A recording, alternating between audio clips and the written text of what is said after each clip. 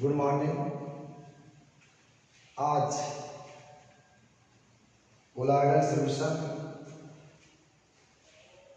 का लेक्चर 5 की online class होनी है। Colloidal solution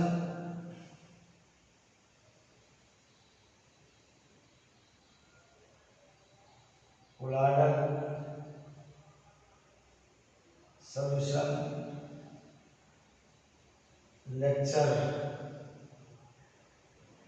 5 class 12। पिछले ऑनलाइन क्लास में मैंने स्कंदन आर्टिकल में बता रहा था, स्कंदन की डेफिनेशन बताया था और उसके बाद मेथड ऑफ स्कंदन बता रहा था। वहां पे जो मैंने 5वां मेथड आपको बता रहा था, विद्युत अपघट्ट द्वारा बाई इलेक्ट्रोलाइट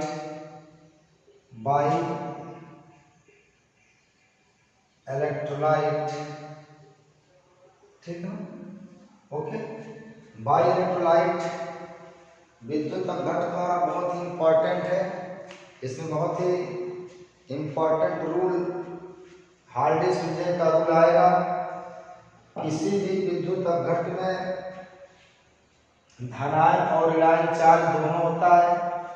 जैसे मान लीजिए NaCl एक विद्युत अपघट्ट है, इसमें धन चार्ज है, इसमें ऋण चार्ज है, तो विद्युत अपघट्ट के धनायन द्वारा ऋणात्मक पोलैरिटी विलयन का स्कंदन होगा और विद्युत अपघट्ट के ऋणायन द्वारा धनात्मक पोलैरिटी विलयन का स्कंदन होगा।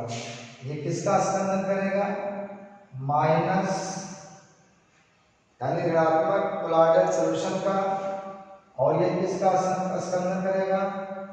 पॉजिटिव कोलाइडल सॉल्यूशन का। अपोजिट चार्ज, ये चार्ज क्या हो जाएंगे? उदासीन हो जाएंगे, ओके, जिसके कारण ये कोलाइडल पास आकर के स्कंदित हो जाएंगे, नीचे बैठना शुरू कर जाएंगे, नीचे बैठ जाएंगे, ओके। तो इसमें लिखो कि विद्युत अपघट्ट में धनायन और ऋणायन दोनों आवेश पाए जाते हैं। ऋणायन और धनायन दोनों आवेश पाए जाते हैं, ओके। अगली पार्ट में विद्युत अपघट्ट के धनायन द्वारा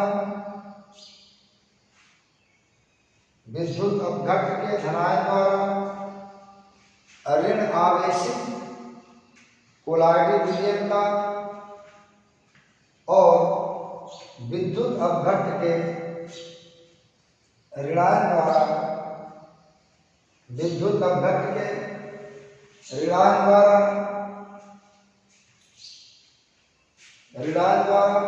धन आवेशित कोलाइडल विलयन का स्कंदन होता है, ओके।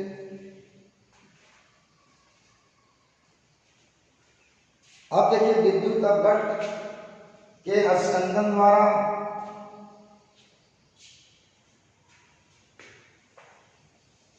विद्युत अपघट्ट के से जो स्कंदन होता है उस पे हार्डी एंड सुलज़े, क्या है?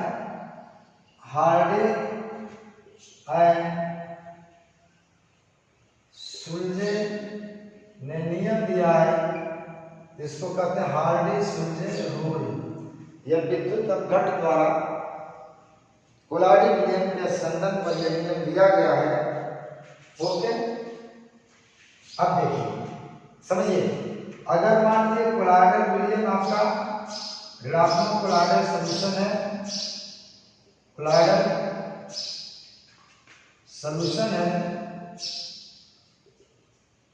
अगर इसमें हम विद्युत अपघट Na2SO4 सोडियम सल्फेट डालते हैं तो सोडियम पे धन चार्ज होगा और सल्फेट पे -2 चार्ज होगा। तो ये इसमें दो चार्ज है, धनायन और ऋणायन। विद्युत अपघट में क्या है, दो चार्ज है, धनायन और ऋणायन दोनों है। स्कंदन कौन इसमें से करेगा, इसके चार्ज को देखिए, इसके विपरीत चार्ज क्या है, सोडियम आयन है। इसका स्कंदन जो होगा विद्युत अपघट के धनायन द्वारा होगा। इस आवेश को कहा जाता है प्रभावी आवेश कहा जाता है। क्या कहता है, प्रभावी आवेश। ओके, तो पहली पार्ट में क्या होगा कि विद्युत अपघट का वह आवेश जो कोलाइडिंग विलयन का स्कंदन करता है उसे प्रभावी आवेश या इफेक्टिव चार्ज कहते हैं। ओके, तो पहली बार लिखिए, पहला नियम लिखिए कि विद्युत अपघट का वह आवेश जो कोलाइडिंग विलयन का स्कंदन करता है उसे प्रभावी आवेश ब्रैकेट में इफेक्टिव चार्ज कहते हैं। क्या कहते हैं, प्रभावी आवेश या इफेक्टिव चार्ज कहते हैं। ओके, ये पहला नियम है।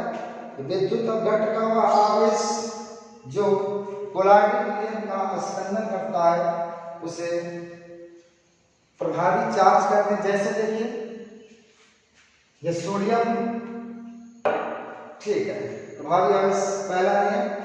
अगर मान लीजिए कि कोलाइडिंग विलयन का पॉजिटिव चार्ज है, पॉजिटिव आवेशित या धन आवेशित कोलाइडल सॉल्यूशन है, इसमें विद्युत अपघट आपने Na3PO4 डाल दिया, इस पर प्लस चार्ज होगा, इस पर माइनस चार्ज होगा। अब यहाँ विद्युत अपघट के धनायन ऋणायन द्वारा इसका क्या होगा, स्कंदन होगा। ओके, इसका स्कंदन किसके द्वारा होगा, फॉस्फेट आयन द्वारा होगा। यह इसके लिए इफेक्टिव चार्ज है। क्या है, ये क्या चीज है, इफेक्टिव चार्ज है।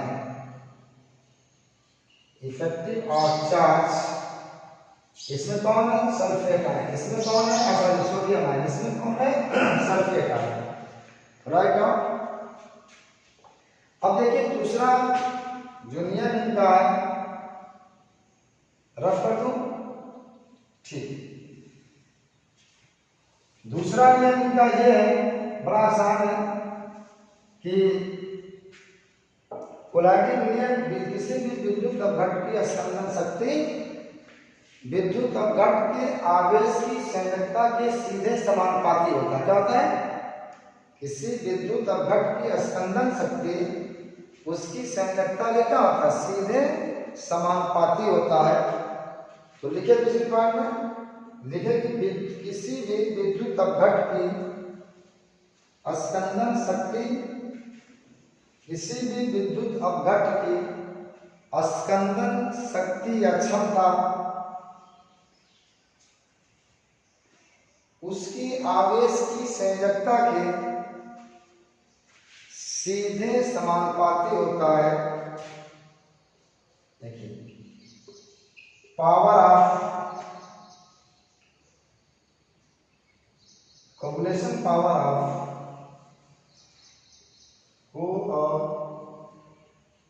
Coagulation, power of electrolyte, electrolyte का मतलब विद्युत अपघट, directly proportional valency of ion. Valency of ion के सीधे समानुपाती होता है। जैसे देखिए एक कोई आपका पॉजिटिव कोलाइडल सॉल्यूशन है, कोलाइडल सॉल्यूशन, जैसे आपका फेरिक हाइड्रोक्साइड, ये ferric hydroxide positive colloidal solution इस पर होता है, इस पर चार्ज होता है, धन चार्ज होता है। इसमें अगर आपको इलेक्ट्रोलाइट डाला जाए NaCl,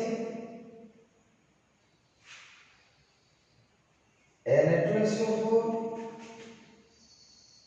Na3PO4, ठीक है। ये देखिए इसमें पॉजिटिव चार्ज है तो विद्युत अपघट के ऋणात्मक द्वारा इसका स्कंदन होना है। इस पे प्लस चार्ज होगा, इस पे प्लस चार्ज होगा, इस पे प्लस चार्ज होगा, इस पे 1 माइनस होगा, सल्फेट पे 2 माइनस होगा और फास्फेट पे 3 माइनस होगा। अब बताइए इसका स्कंदन किसके द्वारा होगा? इस पे पॉजिटिव चार्ज है, जो फेरिक हाइड्रोक्साइड है ये पॉजिटिव कोलॉइडल सॉल्यूशन है, इस पे पॉजिटिव चार्ज है, यह विद्युत अपघट के क्या ऋणात्मक द्वारा इसका स्कंदन होना है। अब देखा जाएगा कि इस पे ऋणात्मक क्लोराइड आयन है, इस पे ऋणात्मक सल्फेट आयन है, इस पे ऋणात्मक फास्फेट आयन है। अब किस फास्फेट आयन की संयोजकता ज्यादा है उसकी पावर क्या होगी? कोagulation पावर या स्कंदन शक्ति क्या होगी? ज्यादा होगी। इस पे पावर 3 है, ये ज्यादा इसको स्कंदित करेगा, ये लेने इससे हो जाएगा, ये लेने इससे हो जाएगा। तो सोडियम फास्फेट की स्कंदन शक्ति क्या होगी? फेरिक हाइड्रोक्साइड के लिए सबसे ज्यादा होगी, क्योंकि फास्फेट आयन की संयोजकता कितनी है? 3 है। देखिए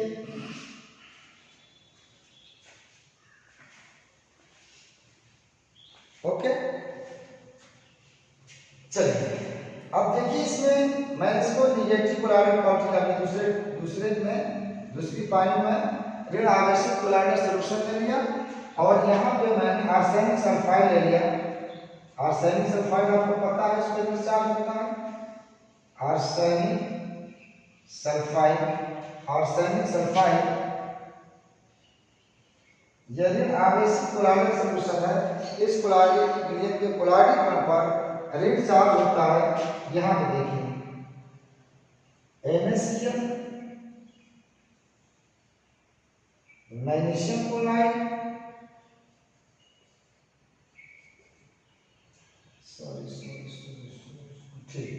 मैग्नीशियम क्लोराइड, अल्युमिनियम क्लोराइड। यहाँ पे ये विद्युत अपघट है, इस पे 1 धन चार्ज है, इस पे 1 ऋण चार्ज है, इस पे 2 धन चार्ज है, इस पे 1 ऋण चार्ज है। एल्युमिनियम पे 3 चार्ज आ जाएगा, इस पे 1 माइनस है। अब बताइए इसमें दोनों प्रभावी चार्ज कौन हो गया? इस पे ऋण चार्ज है तो प्रभावी आवेश यहाँ पे धनायन हो गया। अब देखा जाएगा कि किस धनायन की संयोजकता ज्यादा है, उसके द्वारा इसका संयोजकता इसका कोagulation आर्सेनिक सल्फाइड का ज्यादा होगा। तो एल्युमिनियम की संयोजकता 3 है, सबसे ज्यादा स्कंदन शक्ति इसके पास होगी, कोagulation पावर सबसे ज्यादा एल्युमिनियम क्लोराइड होगी। ओके, ये लेजन इससे हो जाएगा और ये लेजन इससे हो जाएगा। Write down.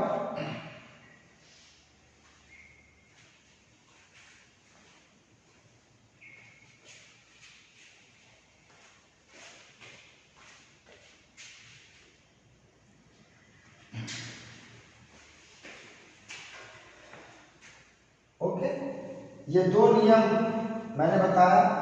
तीसरा नियम जो हार्डी-सूजे का है, तीसरा रूल, इन्होंने कहा कि स्कंदन पावर शक्ति जो होती है या पूर्णमान से क्या कहते हैं व्यक्त की जाती है। पूर्णमान से क्या है?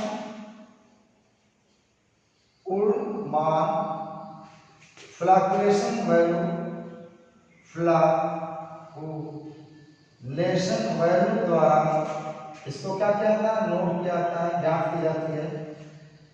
तो किसी भी विद्युत अपघट की स्कंदन क्षमता पूर्णमान द्वारा क्या कहते हैं व्यक्त की जाती है। एक ना इसकी इकाई है, एक बात लिखिए कि विद्युत अपघट की स्कंदन क्षमता कोagulation पावर स्कंदन क्षमता पूर्णमान द्वारा व्यक्त की जाती है, पूर्णमान द्वारा व्यक्त की जाती है। अब देखिए इसकी डिफिनेशन में बताता हूं क्या होती है। कहा था कि किसी विद्युत अपघट कि मिलीमोल में वह मात्रा जो 1 लीटर कोलाडी विलयन को स्कंदित करने के लिए आवश्यक होती है उसको पूर्णमान कहा जाता है। किसी विद्युत अपघट्ट की मिलीमोल में वह मात्रा जो 1 लीटर कोलाडी विलयन को स्कंदित करने के लिए आवश्यक होती है उसे पूर्णमान या फ्लक्चुएशन वैल्यू कहा जाता है। ओके, नोट करिए कि किसी विद्युत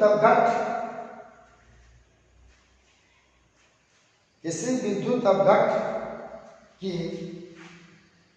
मिलीमोल में वह मात्रा जो 1 लीटर कोलाडी विलयन को स्कंदित करने के लिए आवश्यक होती है उसे पूर्णमान या फ्लक्चुएशन वैल्यू कहा जाता है। ओके, नीचे आइए, देखिए फ्लक्चुएशन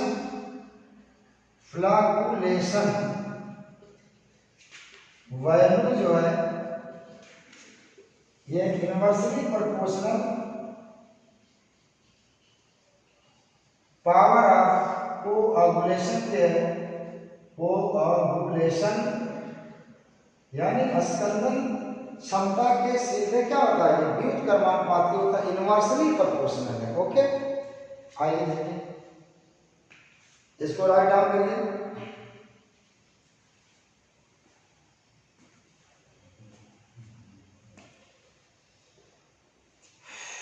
मिलीमोल में वह मात्रा जो 1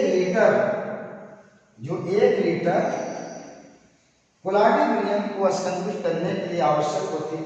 जैसे मान लीजिए कि यहाँ पे फेरिक हाइड्रोक्साइड कोई पॉजिटिव कोलाइडर सॉल्यूशन है, वह कोलाइडर सॉल्यूशन जिसपे क्या है, ऋण चार्ज कोलाइडर सॉल्यूशन। ठीक है, यहां पर NaCl, MgCl2 और AlCl3, इस पे जो पॉजिटिव चार्ज है इसके ऋणात्मक में क्या होगा, इसका स्कंदन होगा कि नहीं होगा? ठीक है, यहाँ देखिए Cl माइनस यहाँ से आएगा, यहाँ से कितना आएगा 2Cl माइनस आएगा और यहाँ पे कितना आएगा 3Cl माइनस आएगा। अब ये इसकी कोऑगुलेशन वैल्यू क्या है, ये इसकी कोऑगुलेशन वैल्यू है, ये मोल मात्रा 3, 2, 1। अब देखिए जिसकी कोऑगुलेशन वैल्यू ज्यादा होगी उसकी स्कंदन शक्ति कम होगी। पीछे मैंने बताया है इनवर्सली प्रोपोर्शनल। इसमें यहाँ पे देखिए संख्या ये मोल में है, ये 1 मोल है, ये 3 मोल है, यहाँ पे 1 मोल है। इसकी फ्लक्चुएशन वैल्यू क्या है, सबसे कम है, इसलिए इसकी कोऑगुलेशन कोऑगुलेशन पावर सबसे ज्यादा होगी। ये ग्रेटर देन ये हो जाएगा, ये ग्रेटर देन ये हो जाएगा, यहाँ लिखा जाएगा कोऑगुलेशन पावर,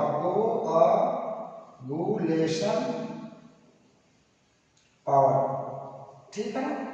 देखिए ये बिल्कुल कॉन्सेप्ट क्लियर, यहाँ पे ये 3 मोल है, ये 2 मोल है, 1 मोल है, इसका 1 मोल इसको स्कंदित करने के लिए आवश्यक है, इसका 3 मोल लग रहा है, 2 मोल इसका 3 मोल लग रहा है। तो ये मोल मिलीमोल की वह मात्रा जो 1 लीटर यानी 1 लीटर विलयन को स्कंदित करने के लिए यहाँ 3 मोल लग रहा है।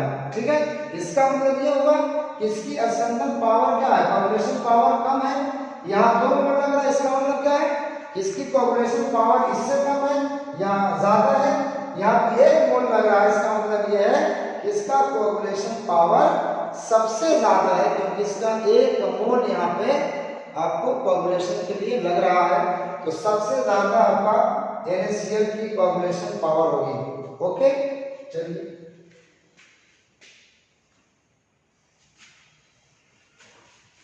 इसी तरह से एक मैं रिलायन का एग्जाम्पल लेता हूं,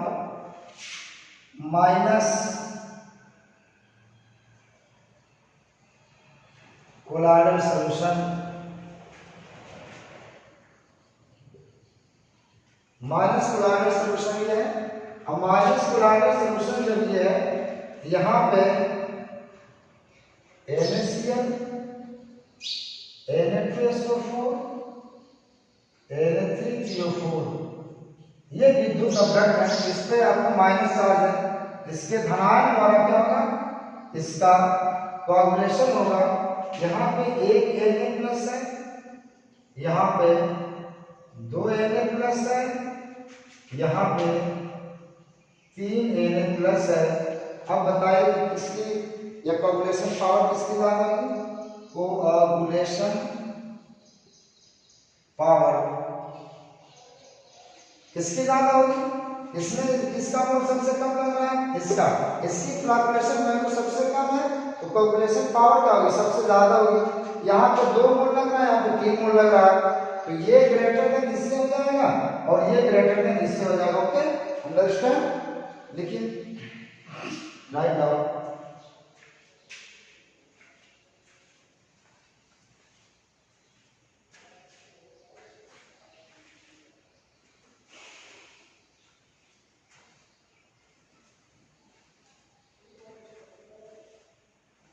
ओके, अब देखिए क्वेश्चन में मैं आपको देता हूं, इसी से रिलेटेड है। नीट वगैरह में जिस तरह से एग्जाम आपसे पूछे जाते हैं सवाल, क्वेश्चन देखिए, for positive colloidal solution, for positive colloidal solution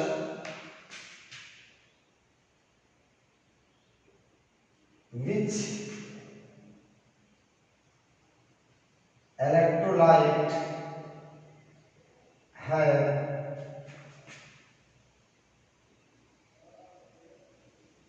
maximum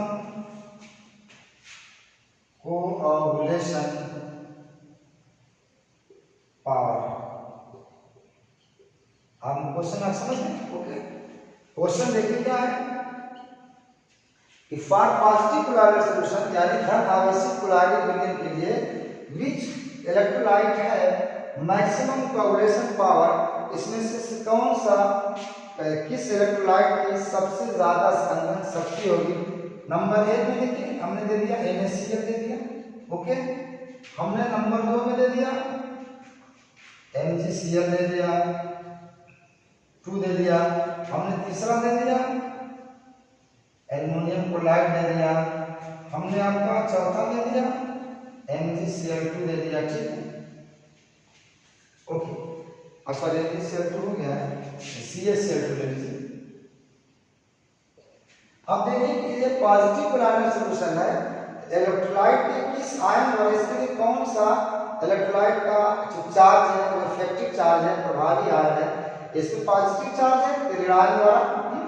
यहाँ पे देखिए इस पे 1 मोल है, यहाँ पे 2 मोल प्रोटीन बनेगा, यहाँ पे 3 मोल, यहाँ पे 1 मोल और 2 मोल। तो सबसे ज्यादा इसमें कोऑगुलेशन पावर किसका होगा, NaCl का, क्योंकि इसमें 1 मोल कोलाइड आयन इसका भाग ले रहा है, यानी फ्लक्चुएशन वैल्यू इसकी कम है। जब फ्लक्चुएशन वैल्यू जब कम होगी तो स्कंदन शक्ति क्या होगी, इसकी ज्यादा होगी। Write down. देखिए आपके ऑल अबाउट कोआगुलेशन और ये हार्डी-सूजे रूल बहुत इंपॉर्टेंट है, इस पे ध्यान दीजिएगा, इससे ऑब्जेक्टिव क्वेश्चन निकल कर आते हैं डिफरेंट कॉम्पिटिटिव एग्जाम के लिए। तो नीट वगैरह के लिए बहुत ही आपको पहले नजर रखनी पड़ती है, और कोई भी एग्जाम जो होता है बहुत बड़ा नहीं होता है, बस कॉन्सेप्ट आपका क्लियर होना चाहिए। और कॉन्सेप्ट क्लियर तब होता है कि जब आपके पास एक मिशन एक हो और आपकी जो स्टडी हो वो रेगुलर हो, एक पोटेंसी के साथ हो रही, एक चाहत हो किसी चीज़ को पाने के लिए। जब किसी चीज़ को पाने के लिए कुछ एक्स्ट्रा पावर आपके माइंड में सेटअप होता है, तो पाने के लिए उस पर बहुत ही आप सिस्टमेटिक काम करते हो। दुनिया में कुछ भी आपको अच्छा नहीं लगता है, केवल आपको टारगेट अच्छा लगता है। आप सोते बैठते उठते हर समय आपको अपने सिलेबस पे नज़र रहती है कि कहाँ से हम कमज़ोर बन गए हैं, कैसे इस पर हम अपनी महारत हासिल करें। तो आज की दुनिया में, आज की कॉम्पिटिटिव लाइफ में बहुत ही मुश्किल काम होता जा रहा है कि अगर आप बहुत ही डिटेल्स, बहुत ही कंसेप्चुअल अगर स्टडी नहीं कर रहे हैं तो टारगेट पाना बड़ा मुश्किल इस दौर में है। ओके स्टूडेंट, अब देखिए, अब अगली आर्टिकल इसमें रच्छी कोलाइड। क्या है कोलाइड? रच्छी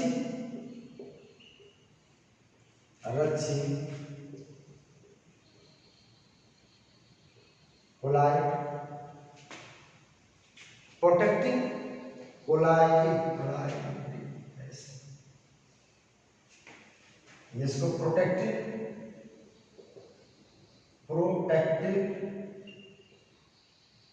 कोलाइड,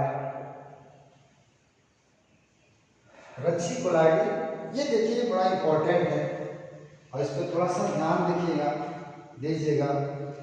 तो इसका थोड़ा सा सेंस समझ लीजिए। रच्छी कोलाइड, देखिए आपको मैंने पीछे बताया है कि द्रव-स्नेही कोलाइडी विलयन के पार्टिकल के चारों तरफ डिस्पर्सन मीडियम की परत जमा हो जाती है, जिसके कारण इसका स्कंदन आसानी पूर्वक नहीं हो पाता है और यह अस्थायी होता है। द्रव विरोधी कोलाइडी विलयन के चारों तरफ डिस्पर्सन मीडियम की परत नहीं पाई जाती है, जिसके कारण क्या होता है, यह अस्थायी होता है। लेकिन समझिए, जब द्रव विरोधी कोलाइडी विलयन में थोड़ी सी आप द्रव-स्नेही कोलाइडी विलयन मिला दिया जाता है तो द्रव-स्नेही कोलाइडी विलयन द्रव विरोधी कोलाइडी विलयन की चारों तरफ क्या रहता है, एक परत बनाया जाता है, जिसके कारण विद्युत अपघट्ट द्वारा इसका स्कंदन नहीं हो पाता है, जिसके कारण द्रव विरोधी कोलाइडी विलयन का स्कंदन रुक जाता है। इसलिए द्रव-स्नेही कोलाइडी विलयन को प्रोटेक्टिव कोलाइडी विलयन या कोलाइडी कहा जाता है, क्योंकि यह द्रव विरोधी कोलाइडी कण का स्कंदन से क्या करता है, रक्षा करता है, इसीलिए इसको रच्छी कोलाइड कहते हैं। ओके, द्रव-स्नेही क्या चीज है, प्रोटेक्टिव कोलाइड है। क्यों? क्योंकि यह द्रव विरोधी कोलाइडी विलयन के स्कंदन को रोकता है। ओके, लिखिए कि द्रव-स्नेही कोलाइडी विलयन की उपस्थिति में द्रव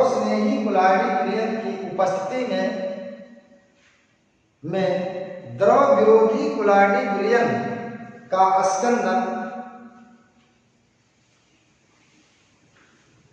विद्युत अपघट्ट द्वारा नहीं हो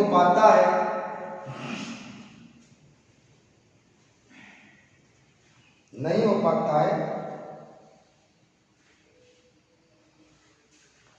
इसलिए द्रव विरोधी कोलाइडी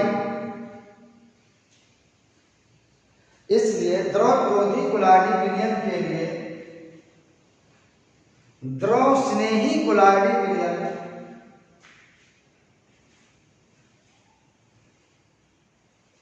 रच्छी कोलाइडी विलयन कहलाता है और इस क्रिया को रक्षण करते हैं, प्रोटेक्शन करते हैं, इस क्रिया को और रक्षण या प्रोटेक्शन करते हैं। बात समझ में आ गई? द्रव रच्छी कोलाइड कौन होगा, द्रव-स्नेही कोलाइडी विलयन। जिगमॉन्डी एक साइंटिस्ट है। तो किसी भी द्रव-स्नेही कोलाइडी विलयन की रक्षण जो शक्ति है उसको स्वर्ण संख्या द्वारा व्यक्त किया जाता है, गोल्ड नंबर द्वारा। ध्यान रखिए, गोल्ड नंबर द्वारा ज्ञात किया। किसी भी द्रव-स्नेही कोलाइडी विलयन की रक्षण शक्ति स्वर्ण संख्या द्वारा ज्ञात किया जाता है। स्वर्ण संख्या को किसने बोला, जिगमॉन्डी ने। तो एक पॉइंट नीचे लिख लीजिएगा कि द्रव-स्नेही कोलाइडी विलयन की रक्षण शक्ति को, चाहे प्रोटेक्शन पावर को स्वर्ण संख्या या गोल्ड नंबर द्वारा व्यक्त किया जाता है, गोल्ड नंबर द्वारा व्यक्त किया जाता है। अब देखिए इसमें हेडिंग डाल लीजिए गोल्ड नंबर, ठीक है, discovered by Zsigmondy, Zsigmondy, okay, discovered by Zsigmondy, ठीक है। अब देखिए होता क्या, इसको थोड़ा सा आप समझें। कहा जाता कि द्रव श्रेणी कुलाइडी विलयन की मिलीग्राम में वह मात्रा, द्रव श्रेणी कुलाइडी विलयन की मिलीग्राम में वह मात्रा जो 10 ml गोल्ड साल का स्कंदन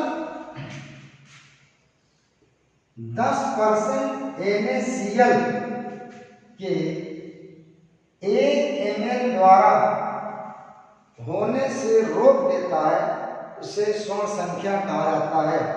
ये क्या चीज है, ये गोल्ड साल है, क्या है, गोल्ड साल, ये आपका कोलाइडल सॉल्यूशन है, ये कोलाइडल सॉल्यूशन है ना, 10% NaCl के 1 ml द्वारा स्कंदन से रोक देता है। जिसका स्कंदन किसने जो है, विद्युत घट का NaCl का 10% विलयन है, इसके 1 ml से इसका स्कंदन हो जाता है, ठीक है ना। अब देखिए, क्योंकि ये इस पे जो है नेगेटिव चार्ज होता है और इसके स्कंदन को रोकने में द्रव स्नेही कुलाइडी विलयन का जितना मिलीग्राम लगेगा उसी को हम क्या कहते हैं, स्वर्ण संख्या कहते हैं। एक बार और ध्यान रखिएगा, ये गोल्ड साल एक कुलाइडल विलयन है, इसका स्कंदन NaCl की विद्युत घट है, 10% NaCl के 1 ml अगर इसमें डाल दिया जाए इसका स्कंदन हो जाता है, ठीक है, इसका स्कंदन हो जाता है। तो द्रव स्नेही कुलाइडी विलयन का वह मिलीग्राम में मात्रा जो इसकी स्कंदन को रोक दे उसी को क्या कहते हैं, स्वर्ण संख्या कहा जाता है, गोल्ड नंबर कहा जाता है। ओके, लिखिए अगली बात, लिखिए इसकी डेफिनेशन स्वर्ण संख्या की, गोल्ड नंबर की। कहा द्रव स्नेही कुलाइडी विलयन या रक्षी कुलाइडी विलयन की वह मिलीग्राम में मात्रा, वह मिलीग्राम में मात्रा जो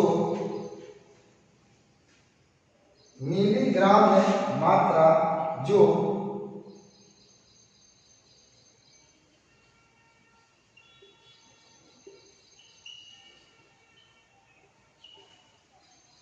मिलीग्राम में मात्रा जो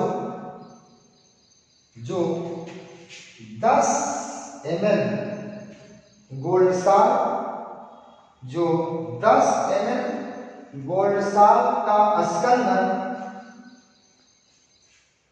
10% NaCl के 1 ml द्वारा होने से रोक देता है, उसे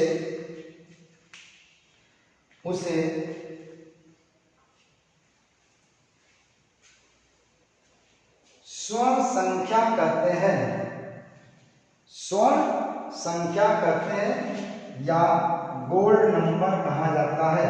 ओके, अब देखिए इसको नोट कर लीजिएगा, इसको नोट कर लीजिएगा, जो हमने बताया इसको नोट कर लीजिएगा, इससे आपको समझ में आ जाएगा डिफिनीशन तैयार करने में। मिलीग्राम ऑफ लायोफिलिक सॉल्यूशन इधर मैंने लिखा था। ओके, चलिए अब देखिए ये प्रोटेक्शन का रिलेशन गोल्ड नंबर से क्या है। प्रोटेक्शन इनवर्सली प्रोपोर्शनल जो होता है गोल्ड नंबर के, किसके हैं, गोल्ड नंबर के क्या है, protection inversely proportional gold number के, यानी गोल्ड नंबर जिसकी कम होगी उसकी प्रोटेक्शन रक्षण शक्ति क्या होगी, ज्यादा होगी, उसकी रक्षण शक्ति ज्यादा। जैसे सबसे ज्यादा स्वर्ण संख्या सबसे कम रिलेटिव होती है, किसकी, जिलेटिन होती है ये जो आपका 0.005 से लेकर के 0.01 होती है। सबसे कम आपकी स्वर्ण संख्या जो रिकॉग्नाइज की गई है, जो ज्ञात की गई है, जिलेटिन की है। ये 0.005 से लेकर के 0.01। अब इसकी जब गोल्ड नंबर कम है, प्रोडक्शन क्या होगा, ज्यादा होगा, ठीक है। तो एक बार लिख लीजिए कि सबसे अच्छा रक्षी, सबसे अच्छा रक्षी कोलाइडी विलियन जिलेटिन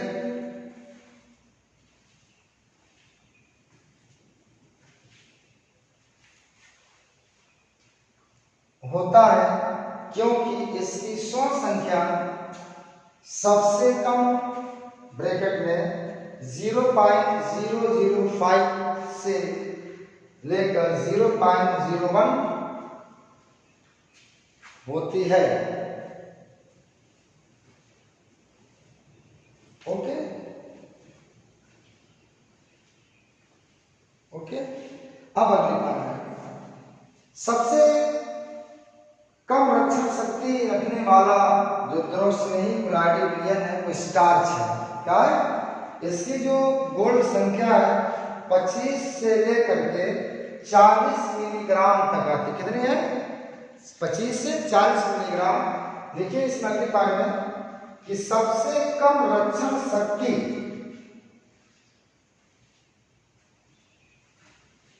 सबसे कम रक्षण शक्ति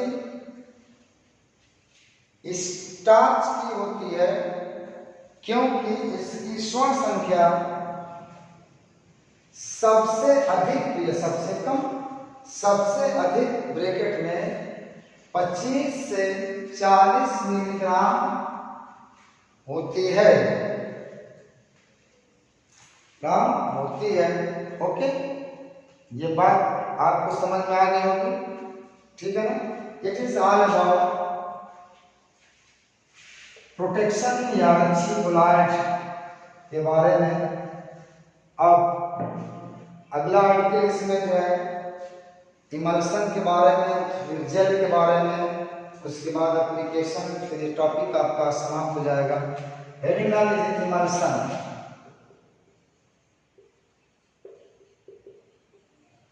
इमल्सन इसको पाइस करते हैं, क्या करते हैं,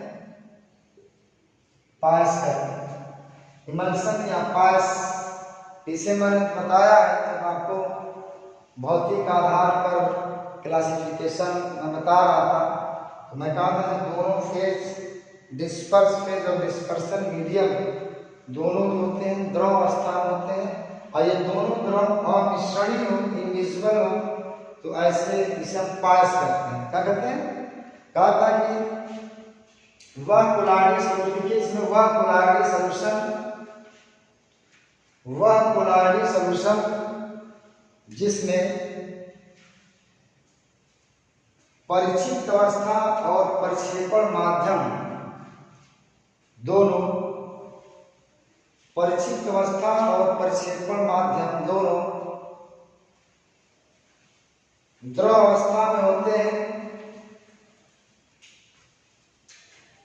और यह दोनों द्रव अमिश्रणीय, immiscible,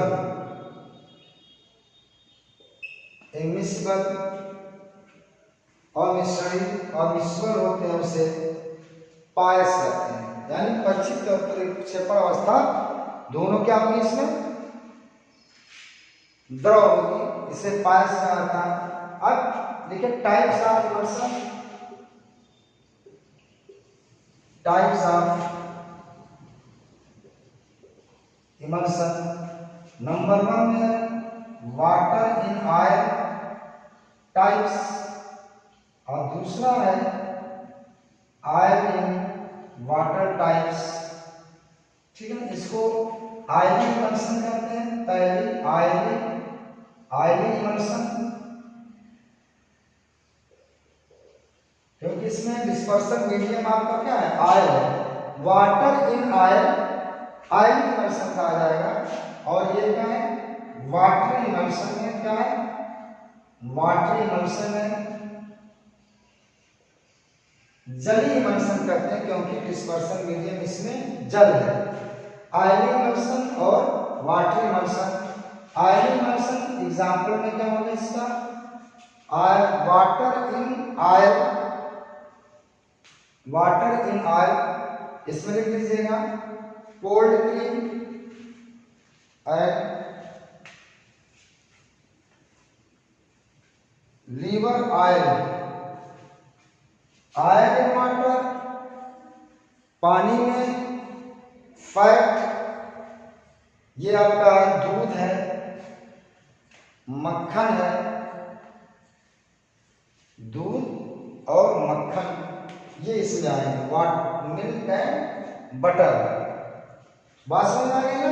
water in oil, oil क्या चीज है, डिस्पर्सन मीडियम है। ऑयल इन वाटर, यहाँ पे डिस्पर्सन मीडियम क्या है, वाटर है, इसको ऑयली इमल्शन करते हैं, इसमें वाटर ज्यादा है, वाटर इमल्शन करते हैं। ओके ठीक है। अब ये भी डाल लीजिए, इमल्सिफिकेशन क्या होता है, इमल्सिफिकेशन पायसीकरण, इसको पायसीकरण कहा जाता है। इमल्सीकरण पायसीकरण का अर्थ है इमल्शन बनने की क्रिया को पायसीकरण करते हैं, इमल्सिफिकेशन करते हैं।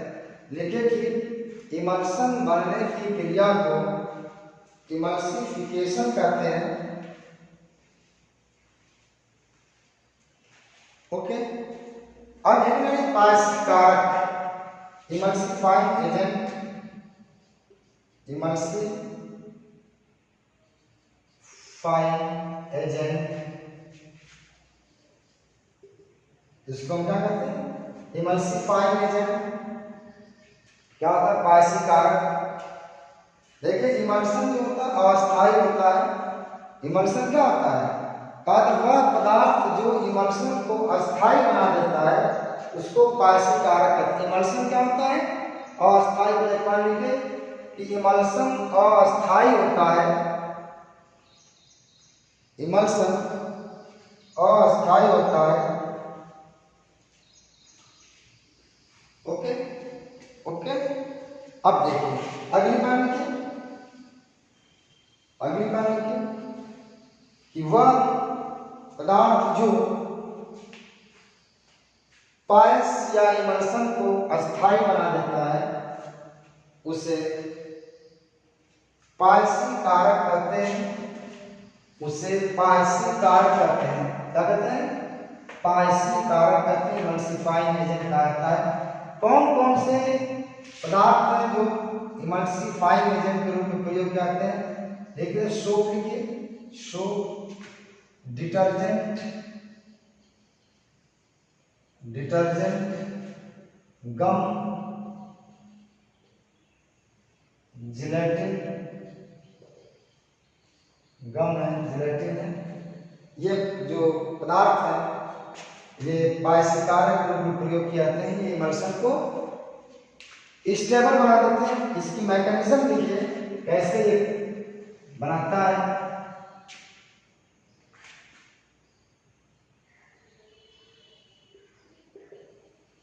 इमल्शन मैकेनिज्म, सॉरी क्या इसकी साबुन जैसे मान लीजिए आपने कुछ कार्बोक्सिलिक अम्ल का सोडियम और पोटेशियम द्रवण होता है, या RCO minus plus Na plus या अपने आयन में टूटेगा। इसका जो आकार है ना इस तरह से, ये आपका COO माइनस है और ये आपका R ग्रुप है। ये जो होता है वाटर हेटिंग होता है, क्या होता है, वाटर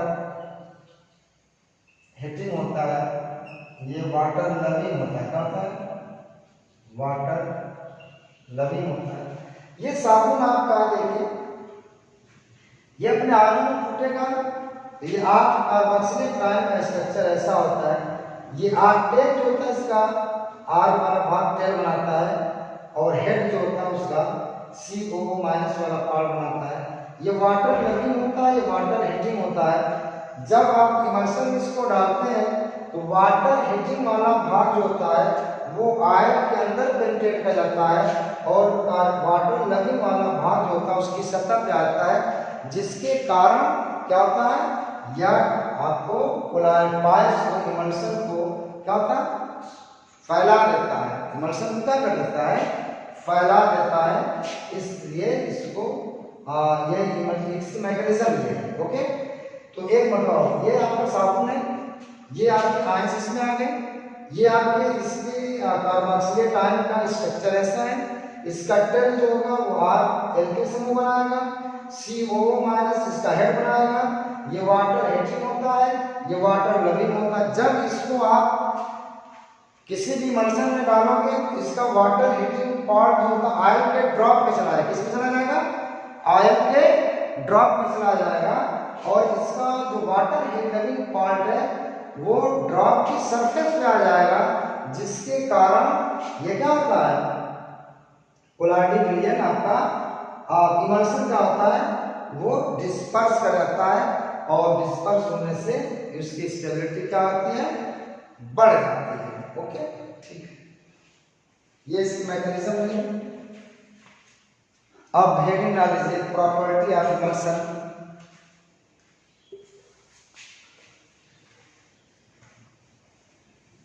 प्रॉपर्टी ऑफ इमल्शन पहले मान लीजिए कि इसको डिस्पर्सन मीडियम द्वारा टर्न किया जा सकता है। इसको डिस्पर्सन मीडियम द्वारा टर्न किया जा सकता है। ओके, अगली पॉइंट ले लीजिए,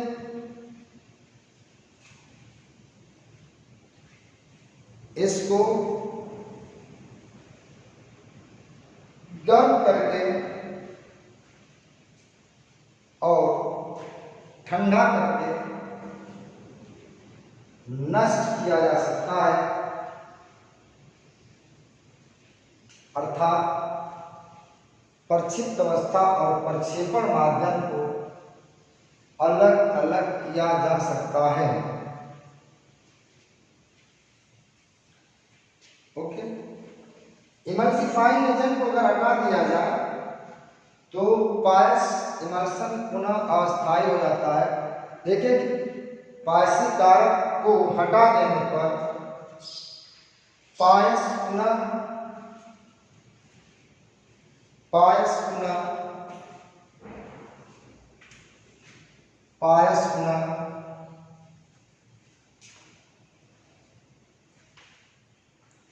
अस्थायी हो जाता है।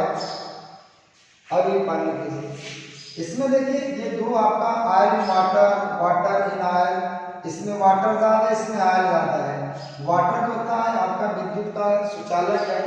अगर इसमें विद्युत धारा प्रवाहित किया जाए, इसमें जो विद्युत प्रवाहित हो जाएगी।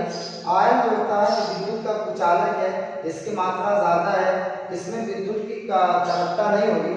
तो कहा था कि आयरन इन वाटर विद्युत का सुचालक और वाटर इन आयरन विद्युत का कुचालक होता है। ओके, लिखिए अगली पानी कि आयरन इन वाटर, ऐसे लिखिए, आयरन इन वाटर विद्युत का सुचालक और वाटर इन आयरन, इसी तरह लिखिएगा, वाटर इन आयरन विद्युत का कुचालक होता है।